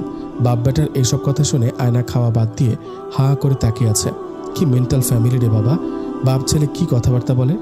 আজমল সাহেব বলল, বৌমা তুমি কিছু মনে করো না, আমরা বাবা ছেলে বন্ধুর মতো। আয়না ভেটকি মাছের মতো হাসি দিয়ে বলল, জি। আজমল সাহেব নাস্তা করে চলে গেলেন। যাওয়ার আগে আয়নাকে বলে গেলেন সাবধানে থাকতে। রিয়াদ নাস্তা না করে খুবই ক্লান্ত, কারণ সকালে উঠেই অফিসের একটা কাজে যেতে হয়েছিল। নাস্তা শেষ করে রিয়াদ বিছানায় গা এলিয়ে দেয়, একটু ঘুম ভাব। এমন সময় কেউ একজন লাফ দিয়ে বুকের উপর উঠে বসলো। রিয়াদ চমকে তাকিয়ে দেখে আয়না। রিয়াদ বলল, আরে এমন করছেন কেন, কি হয়েছে আপনার? আয়না বলল, এতটুকু বাচ্চা একটা ছেলে আমাকে বিয়ে করেছিস কেন? আগে এটা বল। দেখেন, আমি যথেষ্ট বড় হয়েছি, মানে প্রাপ্তবয়স্ক, আর আমি আপনার থেকে 6 মাসের ছোট, আপনার মা বলেছে। আর আমি আমার ইচ্ছেতে বিয়ে করি নাই। বিয়ে করলি তুই, আর জানে তোর বাপ।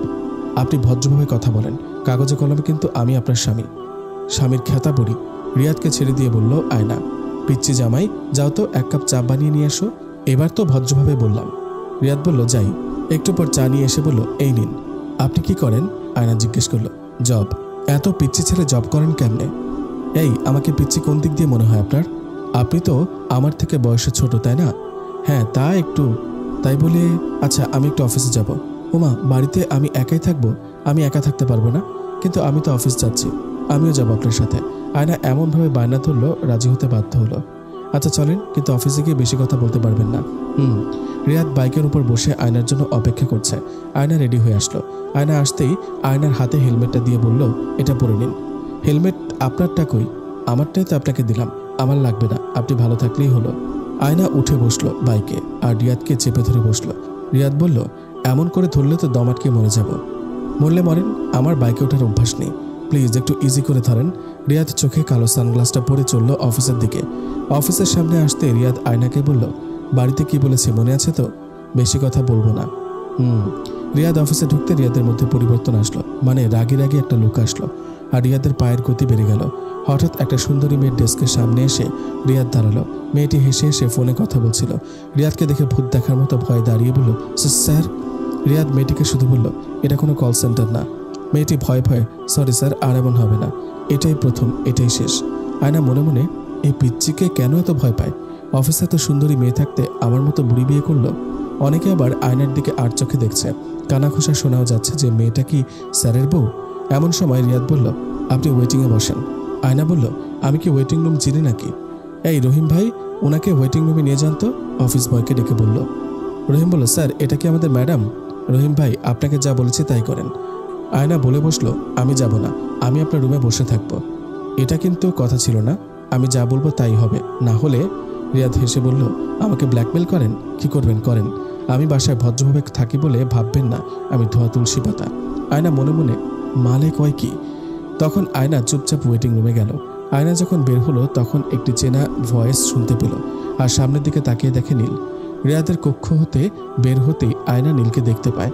দীর্ঘদিন পর চেনা মুখটাকে দেখে মনের ভেতর উথাল পাতাল শুরু হয়ে যাচ্ছে। নীলের কাছে যাবে, এক পা ফেলতেই মনে পড়ে সে নীলের সামনে গিয়ে কি বলবে, তাই আবার পিছু হটে যাতে নীল তাকে না দেখতে পারে। নীল রিয়াদের কক্ষে যায়, কিছু কথা বলে আবার চলে যায়। আয়না দূর থেকে নীলকে মন ভরে দেখে। নীল চলে যেতেই আয়না রিয়াদের কাছে যায়, জিজ্ঞেস করবে, কিন্তু আবার করল না। কারণ কি বলবে? আয়নার মন আজ খুশি, তাই রিয়াদের কাছে গিয়ে বলল, আজ আর অফিস করতে হবে না, চলেন বাসায় যাই। রিয়াদ বলল, আমার কাজ আছে তো। রাখেন তো আপনার কাজ, বলে রিয়াদের হাতটা ধরে সবার সামনে দিয়ে টানতে টানতে বাইকের কাছে নিয়ে গেল। অফিসের সবাই হাঁ করে তাকিয়ে আছে, এটা কি হলো? এমন সময় অফিসার রহিম বলল, একেই বলে বউ। আয়না রিয়াদকে বাইকের কাছে নিয়ে যায় আর বলে, তাড়াতাড়ি বাসায় চলেন। কিন্তু কেন, কি হয়েছে বলবেন তো? পিচ্চিদের এত কিছু জানতে নেই। আহা, বাইক স্টার্ট দেন তো আগে। ওইদিকে নীল বাসায় যায়, গিয়ে ছোট বোন নীলাকে বলে, নীলা জানিস আজ না আয়নাকে দেখলাম। নীলা বলল, কোথায়? কি বলল? কি করে ও? কি কথা হলো? নীল হতাশ হয়ে বলল, কথা বলি নাই, ও আমাকে দেখে লুকিয়ে গেছে, আমিও না দেখার ভান করেছিলাম। আসলেই তুই একটা গাধা, তুই নিজে থেকে কথা বলবি না? যদি আয়নায় না চায় কথা বলতে তো আমি কি করে বলি? ওর জন্য এখনো মন কাঁদে। তুই আয়নাকে ভালোবাসতি তাই না? হয়তো তাই ভুলতে পারছি না। হয়তো না। রিমি যেন জানতে না পারে। এমন সময় রিমি এসে বলল, আমি কি জানতে পারবো না মানে? আমাদের কথা হয়তো রিমি শুনে ফেলেছে। তাই নীল বলল, ও কিছু না। কি আমাকে ভালো লাগে না? আমাকে কোনো কথা বলতে চাও না? সেরকম কিছু না, প্লিজ, এখন ঝগড়া করতে চাই না। আমি কথা বললে ঝগড়া হয়ে যায়। নীল দেখলো এখানে থাকলে ঝগড়া হবে, তাই সে উঠে চলে গেল। নীলও ভালো নেই রিমির সাথে, প্রায় ঝগড়া হয়। রিমি শুধু শুধু ঝগড়া করে, ছোট একটা ব্যাপার অনেক বড় করে দেখে। আবার এইদিকে আয়না রিয়াদকে বলছে বাইকের গতি বাড়াতে, কিন্তু রিয়াদ বলছে অ্যাক্সিডেন্ট হবে তো। আয়না বলল, হলে হবে, মরলে আপনি মরবেন, তাতে আমার কি?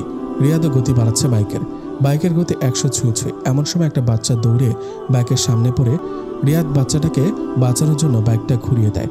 এতে বাইকটা রাস্তায় পড়ে যায়। রিয়াদের মাথায় হেলমেট না থাকায় প্রচণ্ড আঘাত লাগে, আর আয়নায় তেমন কোনো আঘাত পায় না, কারণ হেলমেট ছিল। রিয়াদ শুধু মাথাটা উঁচু করে দেখে আয়না ঠিক আছে কিনা। রিয়াদ দেখে আয়না দাঁড়িয়ে আছে, দেখে জ্ঞান হারিয়ে ফেলে। মাথায় আঘাত পাওয়ার পর রিয়াদকে হসপিটালে নিয়ে যাওয়া হয়। রিয়াদের বাবা ঢাকা থেকে চলে আসে রিয়াদের কথা শুনে। আয়না অপেক্ষা করছে ডাক্তার কি বলে। আয়না প্রায় পাগলের মতো হয়ে গেছে, কারণ আজ তার জন্য রিয়াদের এই অবস্থা। নিজেকে ক্ষমা করতে পারছে না, দেওয়াল ঘেঁষে বসে আছে আয়না। এমন সময় ডাক্তার বের হয়। ডাক্তার, উনি ঠিক আছেন তো? শুনে দীর্ঘ একটা শ্বাস নেয় আয়না। কিন্তু উনি অনেকদিন হাঁটতে পারবে না, কিন্তু কিছুদিন গেলে ধরে ধরে হাঁটাহাঁটি করাবেন। আর হ্যাঁ, ওনার এখানে থাকার দরকার নেই, ব্যান্ডেজ করে দিয়েছি, 7 দিন পর বাসায় নিয়ে যেতে পারেন। আয়না ভেতরে যাবে, এমন সময় ফোনটা বেজে ওঠে। ফোনের দিকে তাকিয়ে দেখে আয়নার মা ফোন করেছে। হ্যালো মা, তুই কোথায়? আয়না, জলদি বাড়ি আয়। কেন মা, কি হয়েছে? ইমরান জানি কেমন করছে, তাড়াতাড়ি বাড়ি আয়। ইমরান আয়নার ছোট ভাই। কাউকে কিছু না বলে আয়না চলে গেল নিজের বাড়িতে। এদিকে জ্ঞান ফিরতে আয়নার কথা জিজ্ঞেস করলো তার বাবাকে, কিন্তু রিয়াদের বাবা বলল, কই জানি গেল, কিন্তু বলে গেল না। আমারই ভুল হয়েছে ওর সাথে তোর বিয়ে দেওয়া। স্বামীর বিপদে বউ পাশে নেই। রিয়াদ বলল, বাবা, আমাদের কাউকে লাগবে না, আমরা বাবা ছেলে দুজনেই তো ভালো ছিলাম। রিয়াদের মনে অনেক অভিমান জমে আছে। আয়না তার স্ত্রী, কিন্তু সে তার পাশে নেই। রাত 8টার সময় আয়না আসে হসপিটালে। আয়না রিয়াদকে জিজ্ঞেস করে, এখন কেমন আছেন? রিয়াদ অন্যদিকে মুখ করে সেটা না জানলেও চলবে। আপনি তো চেয়েছিলেন আমি মরে যাই, এতে আপনি মুক্তি পাবেন। এত নাটকের দরকার নেই। আমাকে রিলিজ দিলে আপনাকে ডিভোর্স দিয়ে দেব। আপনি আমাকে ভুল বুঝবেন না, আসলে আমি থাক বলতে হবে না। আপনি কিন্তু আমাকে শুধু শুধু ভুল বুঝছেন। কোনটা শুধু শুধু ভুল আমাকে শিখাতে আসবেন না। রেগে গিয়ে বলল আয়না, প্লিজ রেগে যাবেন না, সমস্যা হবে আপনার। আমার কিছু হলে তো আপনি খুশি, তাই না? তাহলে রেগে যাব না কেন? এমন সময় রিয়াদের বাবা আসলো। এসে বলল আয়নাকে, দেখো মা, আমি শুধু তোমার বাবার কথা রেখেছি, যার জন্য তোমার সাথে আমার ছেলের বিয়ে দিয়েছি। বাবার কথা রেখেছেন মানে? তোমার বাবার কথা। তোমার বাবা আমার অফিসে কাজ করত, কিন্তু একদিন। এমন সময় রিয়াদ থামিয়ে দিয়ে বলল, থাক না বাবা। আবার আয়না বলল, আমি জানি মা বলেছে বাবা আপনার জীবন বাঁচিয়েছে, আর বাবা এটা বলে গিয়েছিল আমাকে ভালো ছেলের সাথে বিয়ে দিতে। তখন রিয়াদের বাবা বলল, তুমি ঠিক বলেছ, কিন্তু তোমার বাবা আমার ছেলে রিয়াদের জন্য নিজের জীবন দিয়েছেন, তার কথা না রেখে পারি? আর আমার কাছে মনে হয়েছে রিয়াদের চেয়ে ভালো ছেলে তুমি পাবে না। তা হয়তো এই কয়েকদিনে বুঝতে পেরেছ। 7 দিন পর রিয়াদকে বাসায় নিয়ে যাওয়া হলো। নিজ হাতে খেতে পারে না, হাঁটতে পারে না। রিয়াদ সুস্থ হলে আয়নাকে ডিভোর্স দেওয়া হবে। আজ আয়না প্রথম রিয়াদের বাসায় রান্না করছে। অনেক আইটেমের রান্না, কিন্তু কে খাইয়ে দেবে? রিয়াদের বাবা বাসায় নেই। তখন আয়না 1 প্লেট ভাত নিয়ে রিয়াদকে খাইয়ে দিতে গেলে রিয়াদ মুখ সরিয়ে ফেলে। কি ব্যাপার, খাচ্ছেন না কেন? মুখ সরিয়ে নিলেন কেন? আমার ক্ষুধা নেই বললেই হলো। এখন রাত কয়টা বাজে দেখেছেন? বলছেন ক্ষুধা নেই? সোজা করে বললেই তো হয়, আমার হাতে খেতে চান না। তাহলে বুঝতে যখন পারছেন, তাহলে জোর করছেন কেন? কারণ জোর খাটানোর অধিকার আমার আছে। কিসের অধিকার? কেন মনে নেই? 1 লক্ষ টাকা দেনমোহর দিয়ে আমাকে বিয়ে করেছেন। আয়না তখন রিয়াদের হাতটা ধরে, দেখেন সত্যি আমার ভুল হয়েছে, আপনার সাথে একটু বাড়াবাড়ি করে ফেলেছি, প্লিজ আমাকে মাফ করে দেন। আরে মাফ চাওয়ার কিছু নেই, ভুল তো আমারই। আপনার পারমিশন নিয়ে বিয়ে করা উচিত ছিল, কিন্তু আমি তা করিনি। না ঠিক আছে, আপনার মতো এমন স্বামী পাওয়া যে কোনো মেয়ের ভাগ্যের ব্যাপার, কিন্তু আমি আসলে অন্য একজনকে ভালোবাসি, কিন্তু একতরফা। রিয়াদ বলল, আমি বুঝতে পারলাম না, বিষয়টা আমাকে খুলে বলুন। তাহলে আপনাকে খাওয়াতে খাওয়াতে বলি। তারপর আয়না নীলের সাথে কেমন করে দেখা হয়েছিল, কি হয়েছে সব শুরু থেকে শেষ পর্যন্ত বলল। রিয়াদ সব শুনে আয়নাকে বলল, এখন আপনি কি করতে চান? আয়না বলল, কি করব বুঝতে পারছি না, কারণ নীল তো বিয়ে করে ফেলেছে। দেখেন কি করবেন, আমি আপনার সাথে আছি, কোনো হেল্প লাগলে বলবেন। রিয়াদ আর আয়নার মধ্যে বন্ধুত্ব হয়। এভাবে কিছুদিন কেটে যায়। দুজনের মধ্যে এত মিল দেখে রিয়াদের বাবা আবার ঢাকা চলে যায়। রিয়াদও সুস্থ হতে থাকে। আরও 2 মাস কেটে যায়। রিয়াদ এখন সুস্থ, আজ অফিসে যাবে। আপনি কোথাও বের হবেন? আয়না জিজ্ঞেস করল। অফিসে যাব। না গেলে হয় না, একা একা বাড়িতে ভালো লাগে না। আপনিও চলেন তাহলে অফিসে। আমি আর যেতে চাই না। তাহলে কিছু টাকা দেন, শপিং করে আসি। আলমারিতে রাখা আছে, যা লাগবে নিয়ে নেবেন। রিয়াদ অফিসে চলে গেল। রিয়াদ আয়নাকে ভালোবেসে ফেলেছে।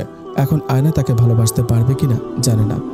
অফিস গিয়ে মনটা ছটফট করছিল আয়নার জন্য, তাই ঘন্টাখানেক পর অফিস থেকে বাসায় চলে আসে হাতে একটা লাল গোলাপ নিয়ে। আজ আয়নাকে প্রপোজ করবে। বাসায় ঢুকতে দরজা খোলা দেখতে পায়, আর একটু যেতে নীলকে দেখে। নীলকে দেখে রিয়াদ বাসা থেকে বের হয়ে চলে আসে।